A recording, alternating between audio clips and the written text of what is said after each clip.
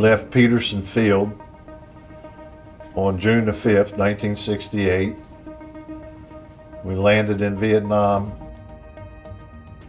I came here to speak to you about Vietnam. We established a camp there at Wunder Beach, filling sandbags, concertina, so on and so forth for protection. It was a staging point. What would be the consequences of letting armed aggression against South Vietnam succeed? That was just there maybe 45 days. The fate of Asia, South and Southeast Asia will be decided in the next few years by what happens in Vietnam. Sergeant Creek was my first blood. As the President determines to take all necessary steps, including the use of armed forces. They ambushed him. They hit him with small automatic weapons, RPGs, recoil rifle. I was the first one to get to Sergeant Creek. The stakes to us have seemed clear and have seemed high. Of course, it affected me entirely. My life just went completely upside down. All I wanted to do was get even with the enemy. What kind of world are they prepared to live in 5 months or 5 years from tonight? I became a natural-born killer. I learned very well. By seeing this struggle through now, we are greatly reducing the chances of a much larger war, perhaps a nuclear war. So the war was on.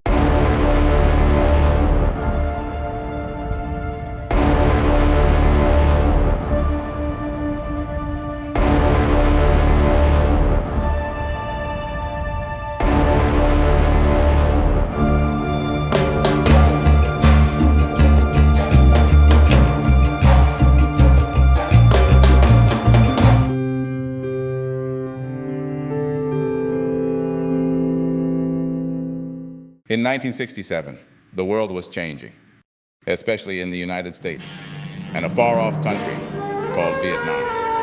Anti-war demonstrators protest U.S. involvement in the Vietnam War in mass marches, rallies, and demonstrations. Central Park is the starting point for the parade to the UN building.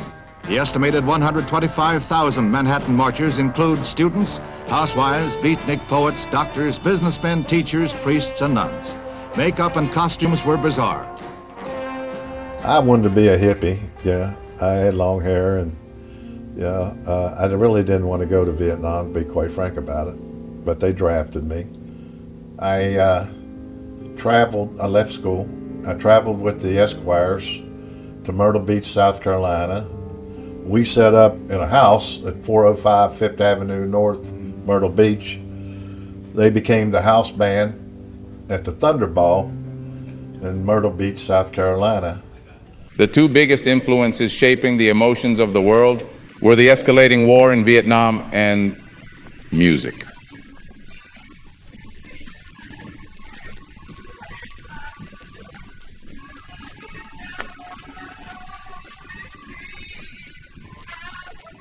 The struggle called the Cold War had become extremely hot. Shortly thereafter, around June of '67, my mother had called me and told me that I had a letter from Uncle Sam that I should come home, which I did. I came home and went to Beckley, got inducted November the 5th, 1967. From 1964 to 1973, to support the Vietnam War, over 1.9 million young American men were drafted, over 228,000 in 1967 alone. John Richardson was one of them. You will see them, hear them, and hear from them as they undergo this experience, as they meet the personal challenge presented to them. What they do, what they say, what they think, all this adds up to the story of Army basic training.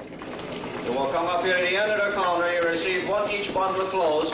Come up here and I want to issue out one each raincoat to you. You move up there and I want to issue out one each... You're at the reception station, your first clothing issue. The comfort issue, they call it. Enough to make you a soldier. Later, you'll get the full issue. Now the length of one small building, thin walls, a few moments of time separate you from outside, and the challenge awaiting you inside the Army. Into the United States Army, put me on a bus, a school bus actually, and transported me to Fort Benning, Georgia, where I became a recruit. Since 1918, the Army's home of the infantry, Fort Benning, now known as Fort Moore, has been the first stop for many of America's warriors. This is Fort Benning, Georgia, the United States Army Infantry Center and home of the infantry school. It looks like a city, and in every way except name, it is one, a very sizable city. But it is more than a city, much more. Again, except in name, it is a university, really a multiversity. And it is an infantry training center, America's, probably the world's largest. I was a recon scout, 11 Delta. The training was very intense. Early '68, I came up to Fort Knox, Kentucky for armor training. After that, I was assigned to A Troop 4 Squadron 12 Cav at Fort Carson, Colorado, where we became a part of the 5th Mechanized Infantry Division. Worked a lot with different units of the 5th Mechanized Infantry Division.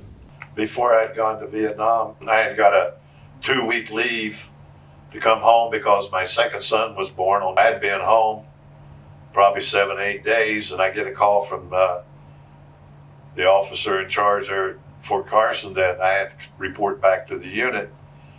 And I was thinking, well, maybe we got our orders cut to go to Vietnam.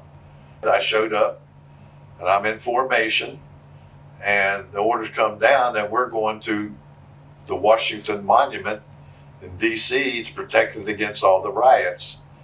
And of course, that kind of went clear through me because I wasn't going to take up arms against my fellow man.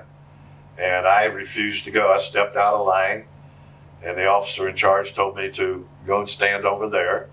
Next thing I know, 6 or 8 more men did the same thing, and they refused to go. So we're all standing there, and we get the information that we're confined to the base, we can't leave, and we're going to pull KP for the next couple of weeks until the unit gets back from Washington, D.C.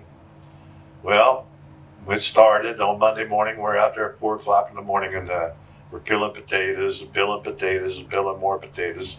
And that went on for 5 days straight. And at the end of the day, we, of course, couldn't leave the base, go anywhere, do anything. That Friday evening, the day officer calls me, has me report, and I show up, and he said, well, you guys done such a wonderful job. He said, I'm going to give you a weekend pass to go anywhere you want to go.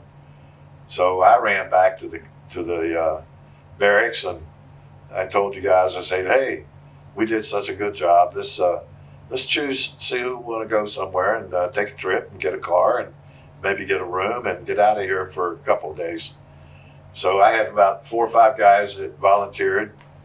We rented an automobile, and we ended up going up to Denver, Colorado. And of course, we went to the place called the Hullabaloo Dance Bar, someplace there in Denver. We crashed that and had a good time. Ended up on the next day going to Pikes Peak. Went up there and about froze to death. It was so cold. Yeah, and then we reported back to the base, and we ended up pulling KP for the next week. And then that week ended. The rest of the troop came home, and we got our orders cut to go to Vietnam. During the inspection, A Troop was picked by the officer in charge to be the security detail advance party in 1968 to Vietnam. After all the training and mental preparation, once you embark on the way to war, reality finally comes full circle. War is real, and there is only one way home. They loaded us into 7 C-141 cargo planes. There was 220 enlisted men and officers that made a total of 300 advance party and 61.1 tons of cargo. We left Peterson Field on July 1, 1968. We had been flying several hours. We stopped in Guam just to refuel and get off, smoke a cigarette, get back on the plane. No issues of ammunition, hard helmets, or weapons had been established at that time. We landed in Vietnam. It was a hard landing. After landing in any war-torn country, war usually does not take long to tear into you. In John Richardson's case, there wasn't even time to blink. We landed in Da Nang. The VC had mortared with 122 rockets and 80 millimeter rockets, trying to knock us out of the air. Became a hard landing.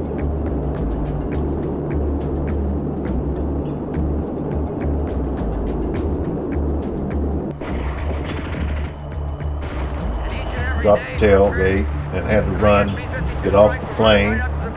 Not issued any weapons, ammunition, or anything to fight with. Not knowing where I was. Had to run and find a bunker to get into. After the initial barrage of mortars and rockets, things came pretty quiet, and so we processed the next day, got our weapons, got our ammunition, got supplied on our vehicles. That was in Wunder Beach.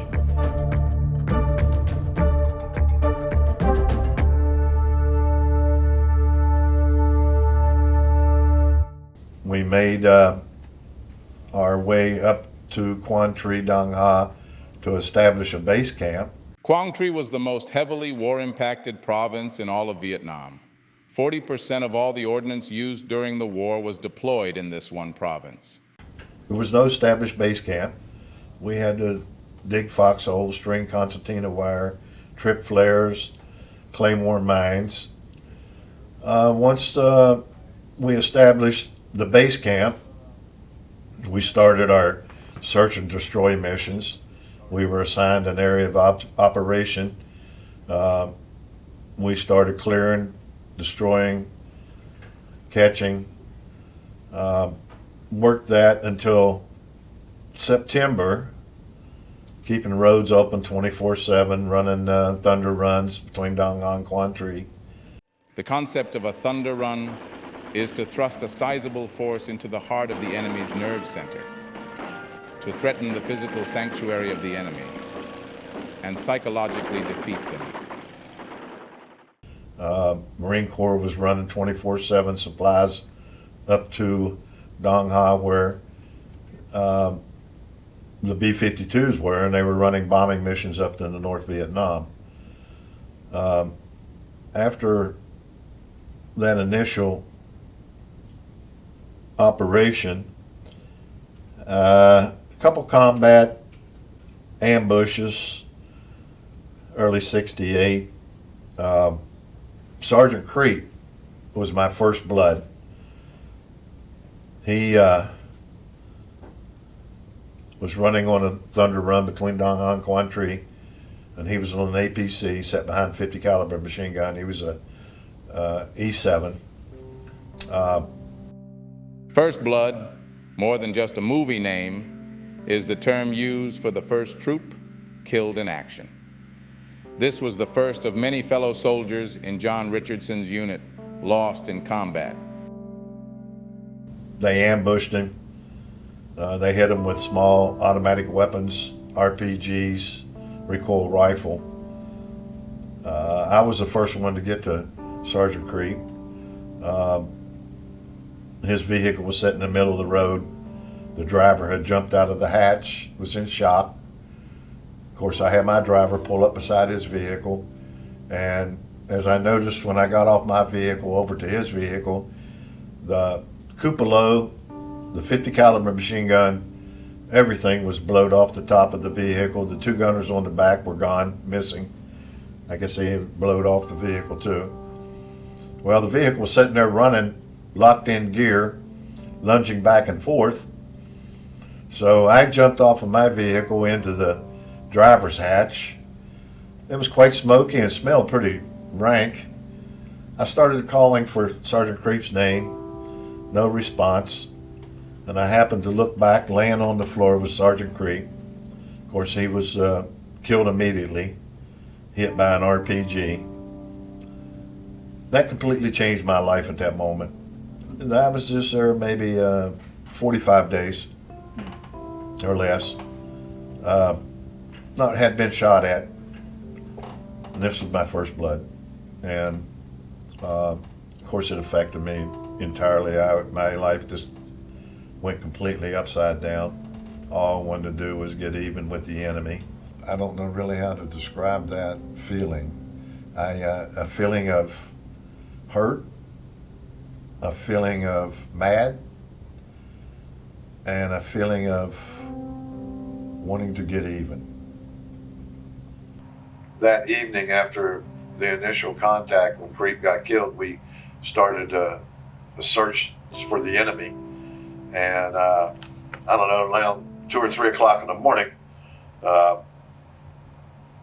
we made contact. We were going through rice paddies, and I'm sitting behind a 50 caliber machine gun, and as you go over a rice paddy, there's humps where they keep the water in, and there's probably 2 to 3 feet of hump that keeps that rice paddy water surrounded.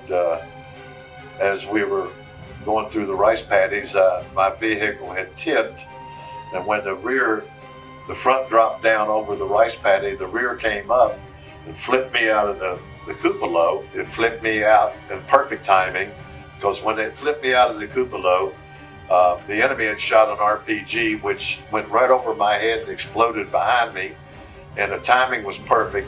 When it exploded, I'm out of the cupola about above my waist, and a piece of shrapnel hit me right in the back, in between my shoulder blades, and I fell back into the cupola and down into the hatch, and burning and hurting and stinging and blood running down the crack of my butt into my boots.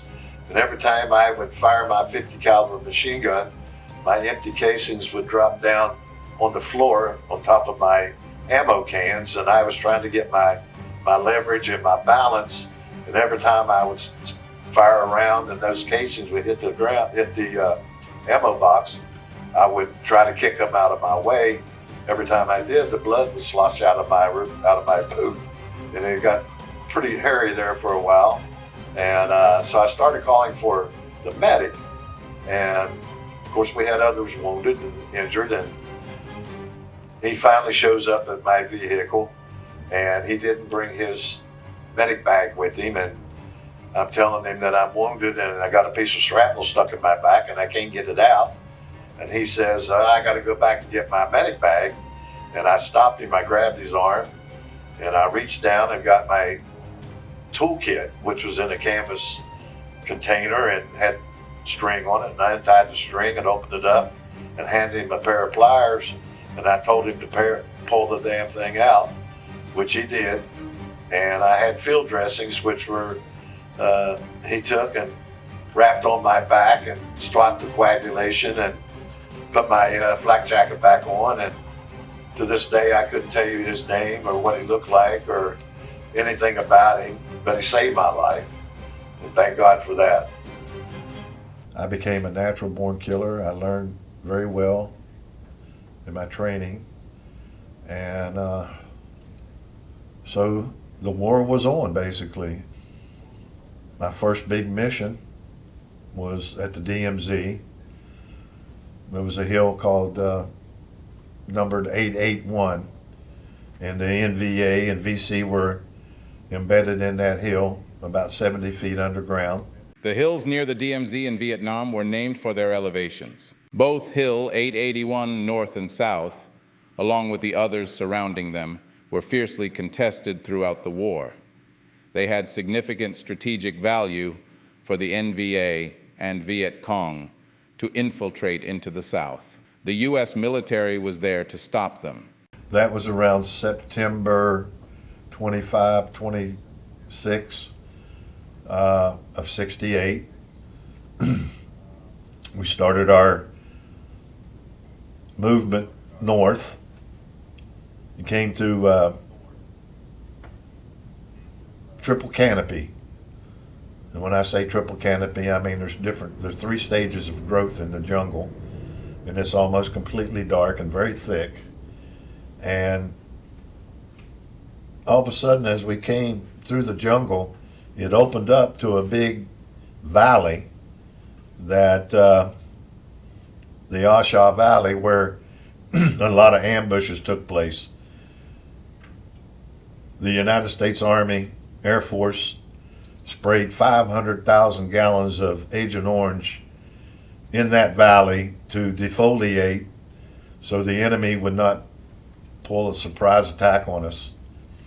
As I was moving through that field, I noticed from ridgetop to ridgetop there was no triple canopy. Everything had been like had been plowed and cut down and hauled away, and there was nothing but dirt. And we're in this column formation. When we came out of that jungle into the column formation into the valley, the dust started kicking up, and I took my fatigue jacket off. I'm sitting behind a cupola and a 50 caliber machine gun, and I took my fatigue jacket off, my shirt, tied it around my nose, and put my CVC helmet back on. And all of a sudden I look down and I see a 55-gallon drum on the ground. And it had skull and crossbones on it and numbers and letters. And I thought, this was funny. Where'd this come from? And I looked around, and of course, nothing but a 55-gallon drum laying in the middle of this valley. I knew something was wrong, but I couldn't pinpoint what was going on with that. Between 1962 and 71, the U.S. military sprayed nearly 20 million gallons of various chemicals in Vietnam, Laos, and Cambodia. Known as the rainbow herbicides for their color-coded barrels, Agent Orange being the heaviest used. The goal was to take away the enemy's cover in the thick, triple canopy jungle. What John Richardson and thousands of others didn't know then is that the toxic and deadly Agent Orange would take the lives of over 300,000 U.S. veterans and over 400,000 Vietnamese people, with countless others, including John, suffering from many lifelong side effects. When was the first time you even heard the term Agent Orange? Did you hear about that in country, or was it not until you got back home? I never heard about it at all in country. First time I never heard a thing. We never knew that the jungles were being sprayed by Agent Orange. None of that information ever reached us. None of the information about what was going on in America reached us. We stayed in the jungle, and very little information. It was just search and destroy, combat after combat, 4 major battles, not counting all the skirmishes and the ambushes I had to deal with and everybody else. But I guess it had to be probably early 70.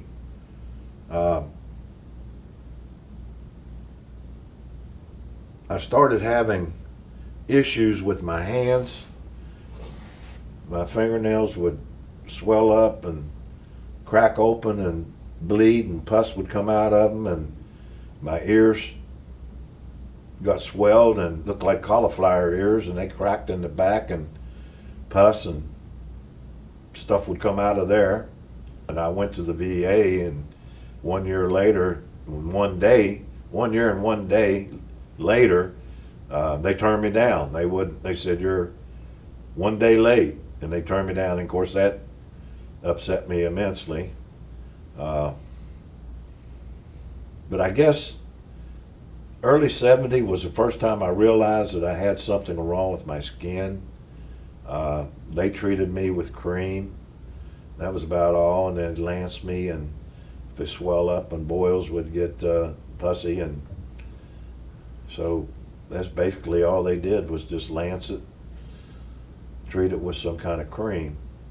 And of course, this day now, I'm 76, and I've had all kinds of issues with Agent Orange, and that's probably 1970 was the first time I ever heard of Agent Orange.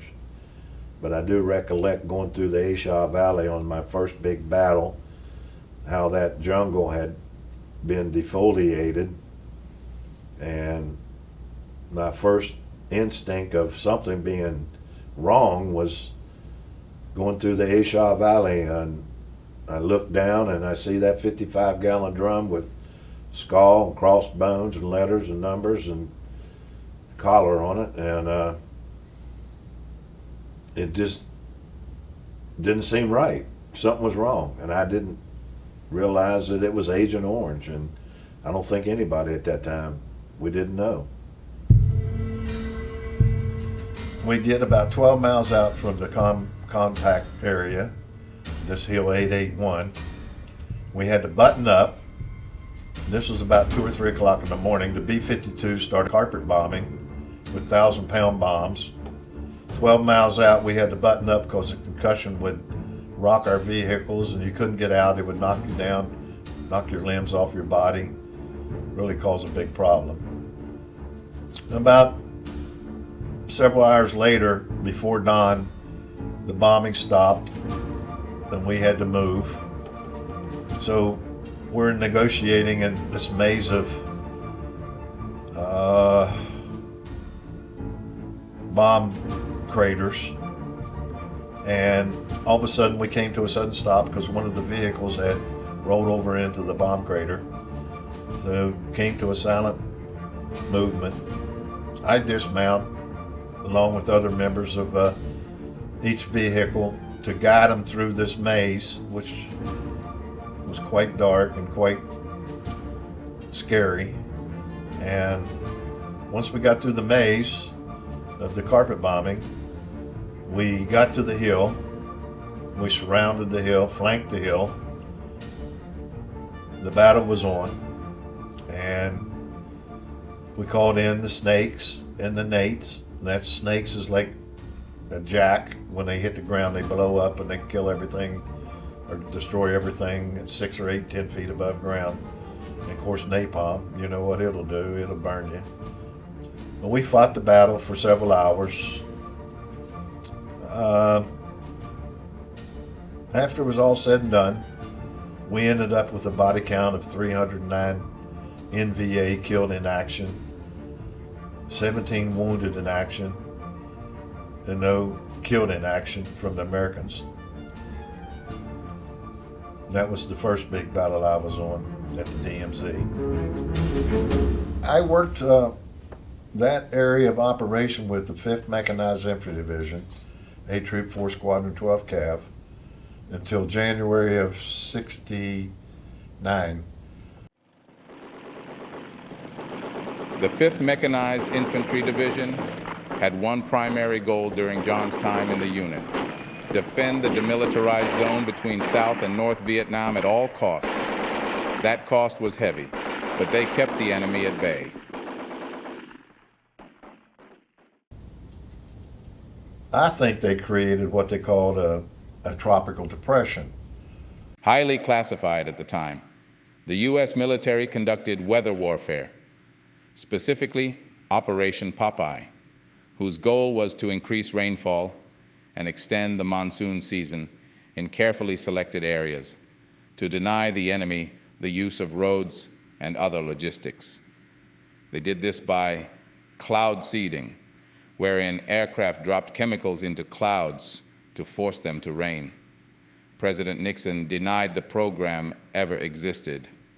The troops that participated in Operation Popeye donned the motto, "Make mud, not war." Weather warfare, and I believe that that was created to help us with the surprise attack at Hue City. They moved us by water. They took us out into the South China Sea, Gulf of Tonkin, by by boat, loaded us on these Navy vessels, and took us down to Hue. The water was running in and water was running out, and I had nobody to talk to. And I looked. There was a ladder that went all the way up. I looked out at the end of the boat, and I seen a gun placement out there. And I seen this guy sitting there, and I thought, well, I have to walk out there and talk to somebody. That's the only person I can have contact with. Nobody else I could find to talk to. So I made my way out. I'm walking on a very small platform. I grabbed him around his shoulders. He's sitting there, and he said, buddy, what in the hell are you doing out here? I said, man, I got to have somebody to talk to. I said, what's going on? He said, man, there's the most poisonous snakes in the South China Sea around this boat. And he said, if you fall off, he said, you're done. We'll never find you. You'll be gone. I didn't believe him. I always thought he was just telling me some kind of story. And there was a big floodlight that he was turned it on, shined it down to the water, and I'd never seen so many snakes in all my life. There must have been thousands of snakes around that boat. And I asked him, I said, you know, how come they don't come into the boat when the water runs in? He said, well, they're just eating the algae off the side of the boat, and once they eat, get full, they'll leave. I had to turn around and go back to the to my bunk.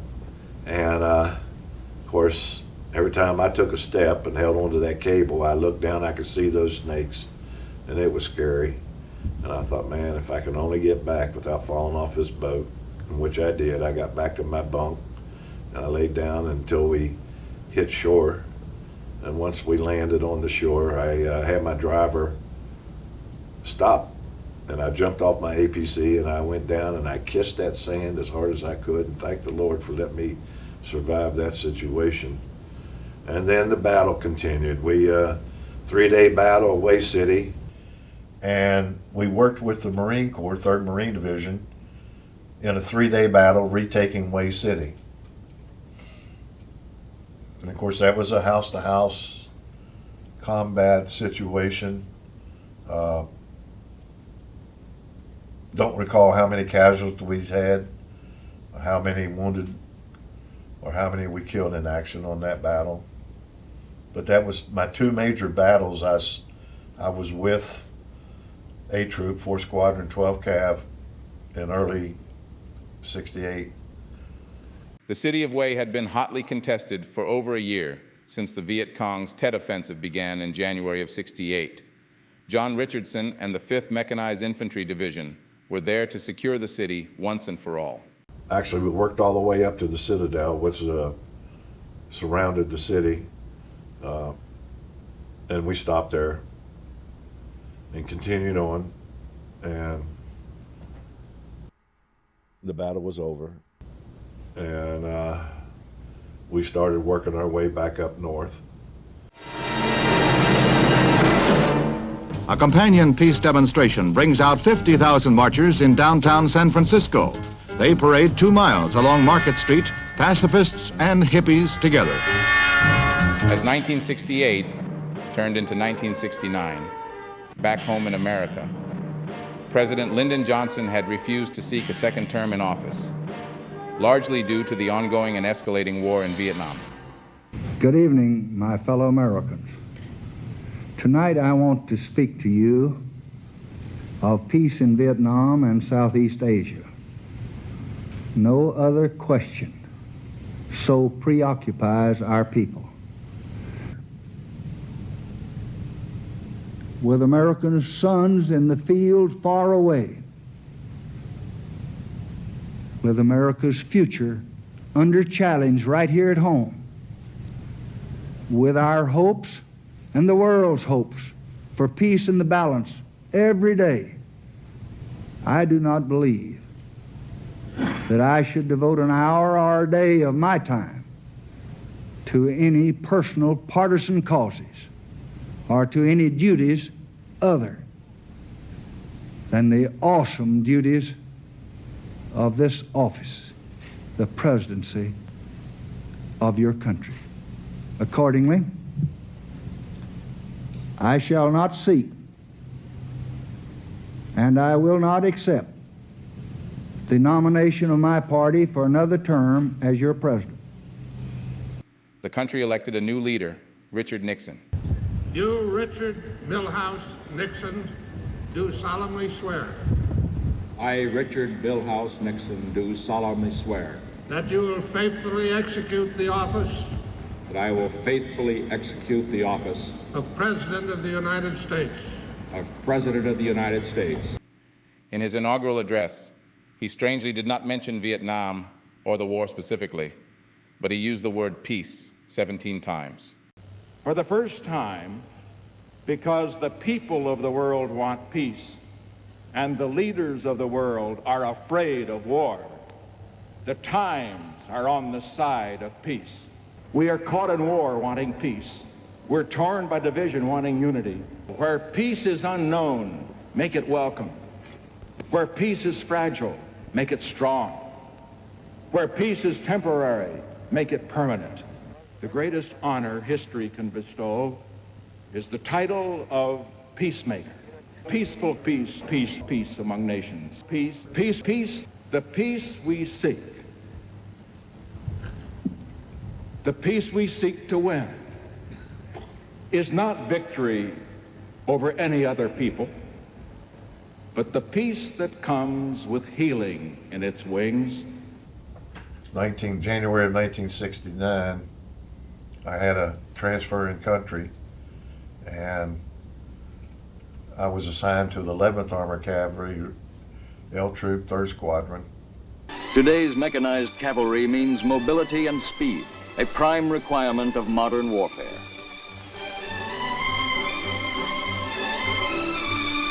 Since their arrival in Vietnam, the cavalry troopers of the Black Horse Regiment have built a proud record of accomplishment while fulfilling their military missions. Under unique battlefield conditions never before encountered by mechanized ground forces, they built a record of leadership, of ingenuity, spirit, and valor that will always live in the annals of the 11th Armored Cavalry in Vietnam. New ways to do old jobs had to be found, and these men were equal to the task.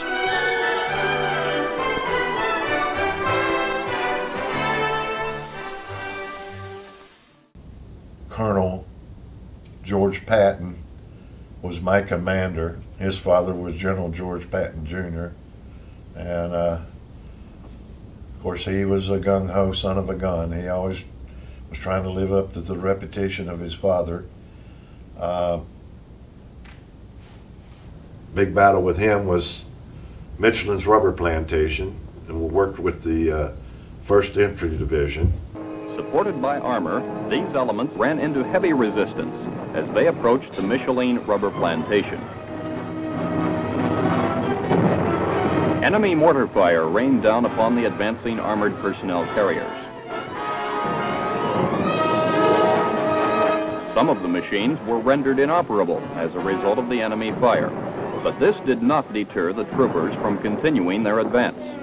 Operation Atlas Wedge was a military operation in March 1969 to engage NVA units staged at the Michelin rubber plantation.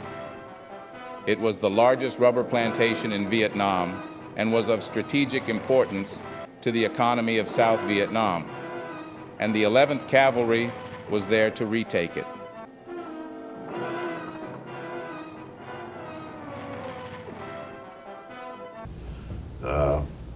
That was quite an experience. It was a 3-day battle. In that 3 days, we fired up 30 days' supply of ammunition. And they were in spider holes and in the trees and just anywhere and everywhere they could ambush and get a shot at us. And so we ended up with that battle. We logged up after the battle, and Colonel Patton had flew down out of his Loach helicopter, and he got off the helicopter. We're all standing around waiting on him to make a presentation, and he starts telling us about how good a job we done, and we're going to put us in for a presidential unit citation and acknowledging different individuals and how well they did in the battle. And it was quite an interesting situation because he stepped off that chopper, he had spats on, he had ivory handled pistols, and he had a silver helmet, smoking a big cigar, so he was playing the part, you know. And in South Charleston, West Virginia at that time, they started making APCs. And so my APC was amphibious. 5 men on the vehicle. Had 50 caliber machine gun on the cupola and 2 60 caliber machine guns on the back. It was a platoon leader's vehicle. He was head of the second platoon, and I was his track commander. I was a 50 caliber machine gun. I was a recon scout on an armored personnel carrier. I shot expert with the 50. So this was the weapon, the weapon I used when I was on the APC in Vietnam. Also had the M16, M79, 2 60 caliber machine guns on the APC, a Law, which was an anti-tank weapon, claymores, trip flares, concertina. We carried everything. I'll never forget, I first got in that vehicle, the inspection plates on the panels to get into the engine housing had made in South Charleston, West Virginia. And of course, you know, that was something that I revered because I'm from Charleston, West Virginia, and I always looked at that notification on that panel that one day I'd get back to Charleston, West Virginia. It run about 35 miles an hour, top speed, set up like a tractor, had 2 handles, a accelerator and a brake, made of magnesium. RPGs would penetrate it about 3,000 degrees. Devastating bomb, could blow it up. Each vehicle was fitted with 2 additional machine guns, and modification of armor gave crewmen greater protection.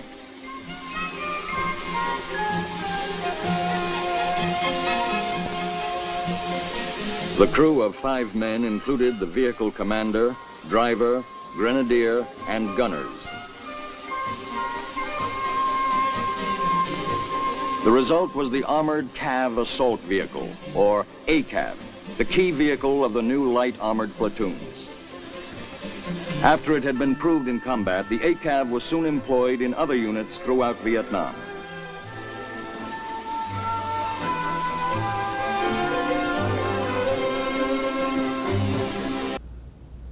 Song Bay Bridge, and that was a stand down, and it was an inlet, and CBs had built a pontoon bridge from one section to the other so we could run supplies on Highway 1. And about every time we'd leave there, the VC come in, blow the bridge up, and then we'd have to go back and pull some more security and keep the bridge open again. We never heard anything. We never got information. I stayed, like I say, I'd be in the jungle for 6 and 8 weeks at a time. And only information we got was, you know, basically, how you doing? Here's your supplies, and here's your next mission. They didn't talk a lot about what was going back and happening in the United States at that time.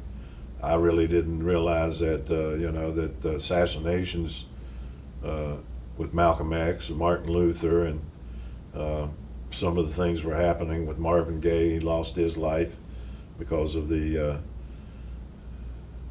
speeches they were giving about freedom and democracy and the black movement. And so basically information we got was very little information about what was going on in the United States at that time. when I reported to the 11th Armored Cav Regiment, the Sergeant Major processed me with the 11th, and I'm standing there and I'm looking at him and reported, and he sat behind his desk and he looks up at me and he said, "Seen a lot of action, ain't you, son?" And I said, "Yes, sir." And he said, "Well, I got a vehicle I want you to take command of, and would you be willing to do that?" And I said, "Sure, I'd do anything for you." And so him and I kind of hit it off right off the bat. And as I was getting short, of course, I had several issues. My teeth especially were getting bad because hygiene was nil. Way I stayed clean and washed my body and prepared my hygiene was, we had 10-gallon of water on an APC, and that 10-gallon of water would serve 5 men. And when it come time to hygiene, I would strip down, take my hard helmet, take about 1.5 inches of water in my hard helmet. I'd brush my teeth. I'd take a little bit of the water and pull on my head. And I'd take a bar of ivory soap and wash between my legs and wash under my arms and my hair, and take the rest of the water and rinse with it. So I started getting a problem with my teeth, and word got out to the Sergeant Major, and he pulled me out of the field, brought me back to the base camp there in Benoit, and took me to the dental, and they extracted 2 teeth that had gone bad. And so I didn't really have to go back to the field after that. He just kind of kept me at the base camp for probably a week, let me heal up, and then I processed, headed back to the United States of America, got on that Freedomburg with the rest of those guys, and I landed at Oakland, Alameda, California, and started processing. And I'm sitting there and talking to the guy, and he's giving my pay and writing me a check and telling me that I can't wear my uniform home. And I was a little disgruntled, and I asked him why. I said, "Why can't I, wear my uniform home?" And he said, "Well, there's all kinds of demonstrators and protesters outside the gate." Of course, I didn't know, a lot of this stuff was going on, because I never got much information when I stayed in the jungle. Nobody was relaying that kind of information to us. And so I got a little disgruntled. And he said, "Well, you can't wear your uniform home." He said, "You're going to have to go get you some civilian clothes." So he gave me a check and a voucher, and sent me over to the PX. And I got some civilian clothes, and I came back and I changed out of my uniform into my civilian clothes. Next thing I know, they bring in a Lincoln Continental with the windows were blacked out. And he said, "That's your ride out of here to the airport." And so I got in the back seat. I'm sitting in the Lincoln Continental, and Lincoln Continental with the windows blacked out. And I wasn't, I was kind of ignorant to the fact of what was going on in America, the protesting and, the things that were happening at Kent State. And but anyway, we get outside the gate, and there must be 1,000 people outside the gate. They're carrying signs and hollering and screaming about baby killer and protesting this, and protesting the war. And they started beating on the car with their signs and pounding with their fists. And it was quite an experience. I just couldn't believe what I was coming back to in the United States of America, and how they was treating us Vietnam vets. And it really took me quite a while to get through this, and finally we made it through the protesting, and took me over to Oakland Alameda Airport, and I got on the plane with the rest of the guys and headed home. and I landed in Charleston, West Virginia on July 1, 1969. I had a family, 2 kids, and basically I had to go to work, start making a living. And that was basically my tour in Vietnam. Like I say, I got real disgruntled along with other veterans, you know, and didn't want anything to do with the VA, period. So it was probably maybe a couple years later that they finally awarded me a 30% disability, and then a few months or a few years later they took me to 50, and then they took me to 70%, then they took me to 90%, then they made me unemployable, and so I've actually been over 100% housebound probably 25 years now. And they've taken good care of me lately. I can honestly say that the VA made some big changes over these 50 years, and they started caring about us and taking care of us and treating us the way they should be treating. And so I'm kind of happy with the fact that they're taking care of me now. Yeah, one other specific thing I'd like to bring up also was the fact that I'd been in country probably 8-9 months before I got an R&R. That was R&R, that's rest and relaxation, and they'd give us a choice of go to Bangkok, Hong Kong, Taipei, somewhere, Hawaii, give us a stand down, R&R, rest and relaxation. So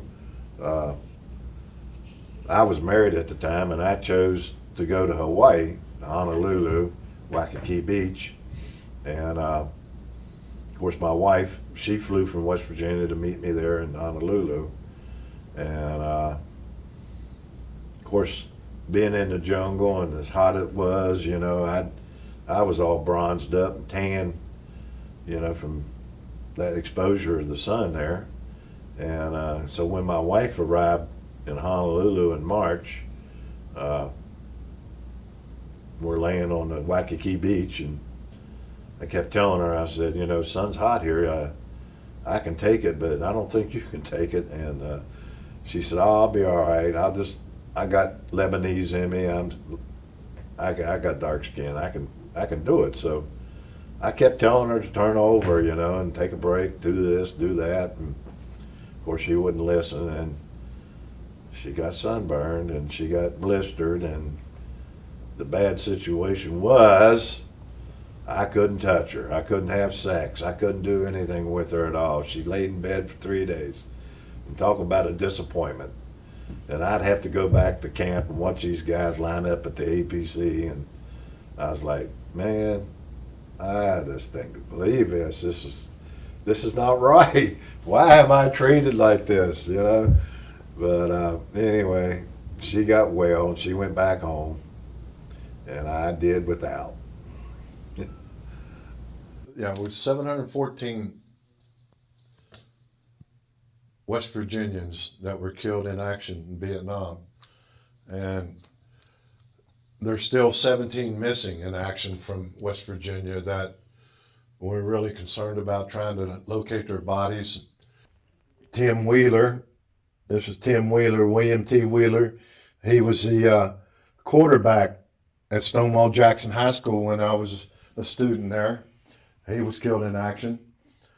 Michael Wilson, one of my best friends. This is Michael here.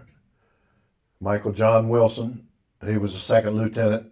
He got captured, chained to a tree, and was tortured and left to die. They recovered his body. During the fall of Saigon, Ho Chi Minh City, I was a professional firefighter, and I worked for the city of South Charleston, West Virginia. And in '75, the word came down that Saigon, Ho Chi Minh City, had fallen. And I had worked with a lot of ARVN, Chu Hoys, guys that were VC, that worked with VC and came over to our side, and they weren't good fighters. I always felt like they couldn't defend their country. They didn't want to die for their freedom. So I had this feeling come over me in '75 that I knew it was going to happen. I had it in my body, my mind, and my soul, because I fought side by side with these ARVNs, Vietnamese, and it wasn't in them to defend their country. So they basically let them overrun it and take it. And it's a sad situation, but it is what it is. I don't regret a thing I've done. I do have heartache and sorrow for the men that I served with and lost their life or got wounded and had to deal with whatever they dealt with the rest of their life.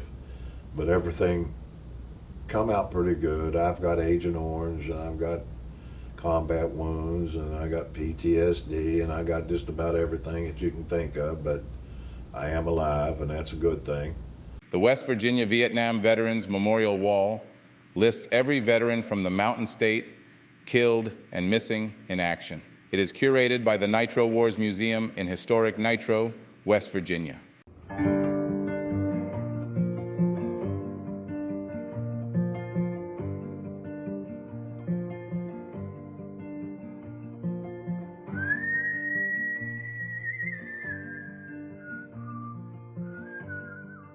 "50 years after the end of the war, John Richardson still fights his battle with Agent Orange and other experiences during the war.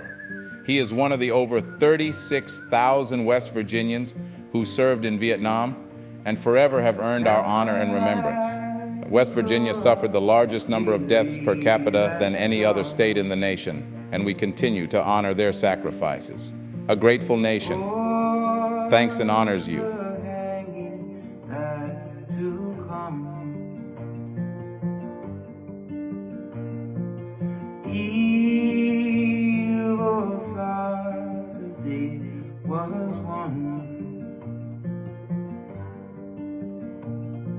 Soon we'll have him on the